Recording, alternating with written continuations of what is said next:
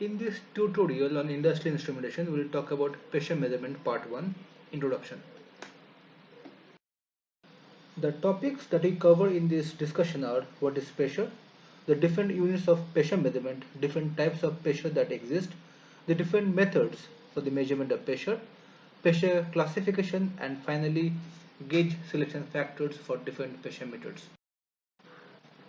Pressure measurement is the analysis of an applied force by a fluid, that is liquid or gas, on a surface.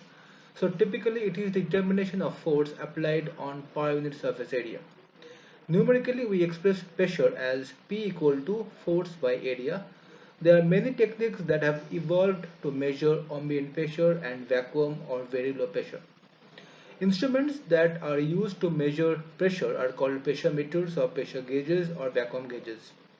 The SI unit of pressure is Pascal as PA, which is defined as 1 Newton force being applied on 1 square meter area. Numerically, PA is equal to N per meter square. Pascal or PA is the SI unit for pressure measurement. Other than this, there exist several other pressure measuring units which are bar, torr, technical atmosphere AT, standard atmosphere ATM, pound per square inch PSI. The technical atmosphere is a non-SI unit which is equal to 98.07 kilopascal or 1 kg force per square centimeter. Here the table shows the interrelationship between the various units. Take a close look at the interrelationship between the units. 1 bar is equal to 100,000 Pascal. 1 technical atmosphere is equal to 0.967 standard atmosphere. 1 standard atmosphere is equal to 760 torr. Again, 1 torr is equal to 133.32 Pascal. 1 Pascal is equal to 0.000145 psi. 1 bar is equal to 750 torr. Again, 1 bar is almost equal to 1 technical atmosphere and 1 standard atmosphere for gross calculations, but for very precise calculations it is 1.0197 AT and 0.9869 ATM respectively. The pressure is grossly categorized as absolute pressure, which is the summation of gauge pressure and atmospheric pressure. Gauge pressure itself is the zero difference pressure against ambient air or atmospheric pressure.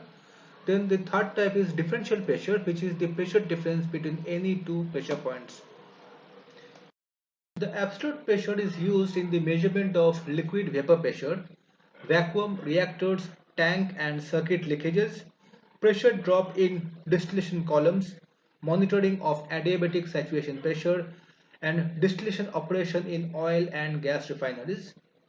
The gauge pressure is used in general pressure measuring instruments in industries like power, refineries, chemical and petrochemical sectors, pharmaceutical laboratories, food processing plants, air conditioning and sanitation plants.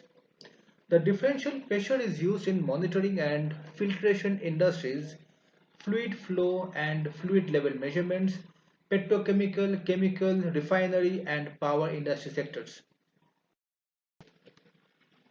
While measuring pressure, we categorize the measurement as medium or high pressure measurement, which is any pressure above the range of 1 Pascal or 1 Newton per square meter value, and vacuum or low pressure measurement, which is of the order of 1 millibar or 1 micron.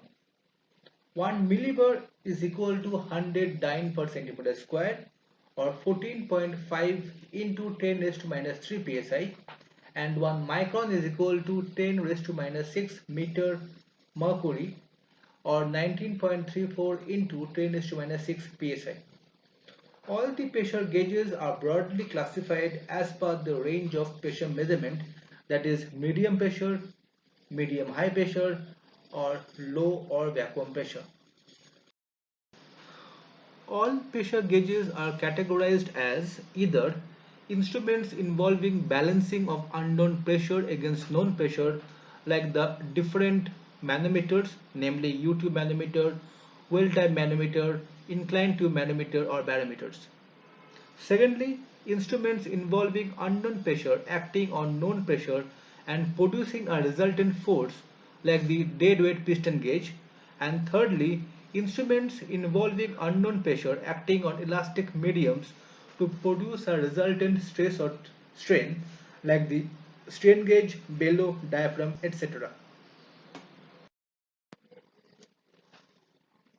These three categories are further broken down into five categories: manometer methods, which can be inverted manometer or U-tube manometer. Then we have force balancing method, deadweight piston gauge, as already mentioned. This device is categorically used to calibrate other pressure measuring devices. Then we have elastic pressure transducers like diaphragm, bellow, Bourdon tubes.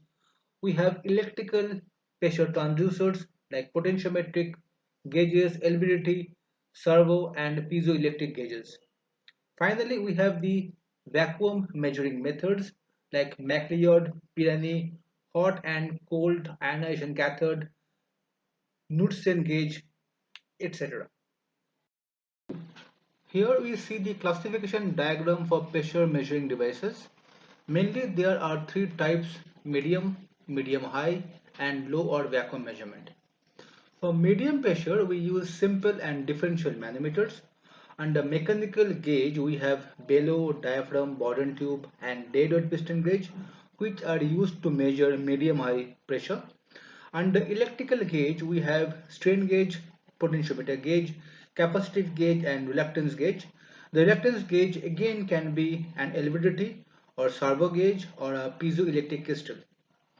For vacuum pressure measurement, we use MacLeod gauge, Pirani gauge, hot-cold ionization cathode, alphatron quartz, and Knudsen gauge.